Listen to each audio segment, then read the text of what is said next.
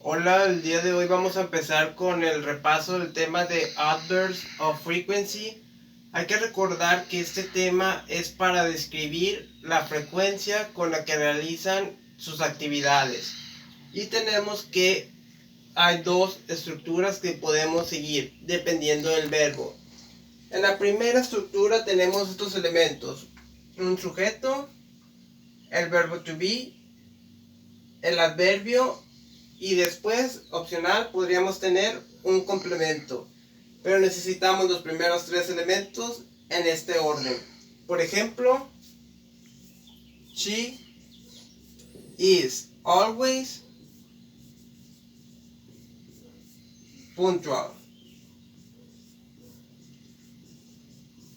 Tenemos la estructura, si la seguimos, un sujeto, el verbo to be is porque tenemos she, y después adverbio always y el complemento. Eso es en esta estructura. En la segunda, lo que cambia es la posición del adverbio. Por ejemplo, aquí sería primero un sujeto, el adverbio, el verbo y el complemento. Siguiendo la estructura, podríamos tener I never cook the dinner.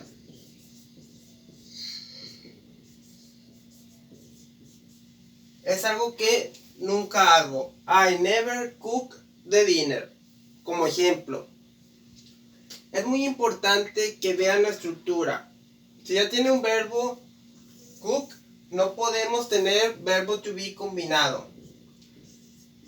Este error es muy común, que tengan sujeto, luego le agreguen am, verbo to be, y si aquí ya está el verbo, esto no se puede hacer. Solamente o tiene verbo to be o tiene verbo, nada más.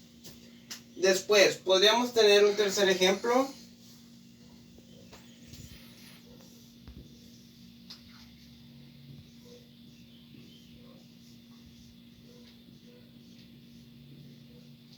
He always plays soccer. ¿Qué pasa aquí? Hay que poner atención a las reglas de tercera persona, porque vemos que al verbo se le agrega S en tercera persona.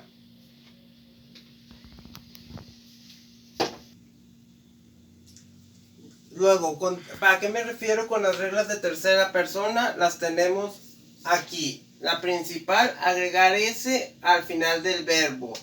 Por ejemplo, he likes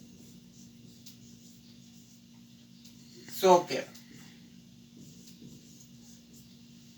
Esto es en general. Aquí no necesariamente tiene que haber un adverbio de frecuencia. Puede que sí o puede que no. La regla se mantiene. Agregar S al final del verbo. ¿Qué pasa si el verbo termina con CH o? Y había otras terminaciones que pueden checar en su libro también que vimos. Por ejemplo, Mario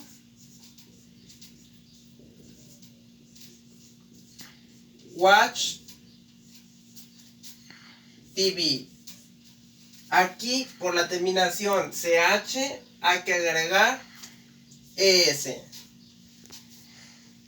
En las negativas, recuerden utilizar auxiliar doesn't. Por ejemplo, she doesn't watch movies. Y aquí podemos ver que usamos el mismo verbo watch en tercera persona, pero no le agregamos la ES, porque ya tenemos el auxiliar doesn't. El verbo se queda en forma base. En las preguntas nos funciona utilizar el auxiliar does en tercera persona. Por ejemplo, aquí sería does she like video games.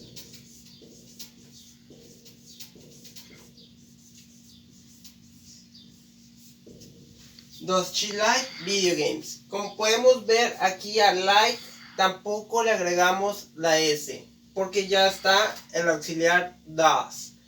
Y aquí podríamos dar respuestas cortas. Si fuera afirmativa, yes. El sujeto, she. Y como empieza la pregunta, does.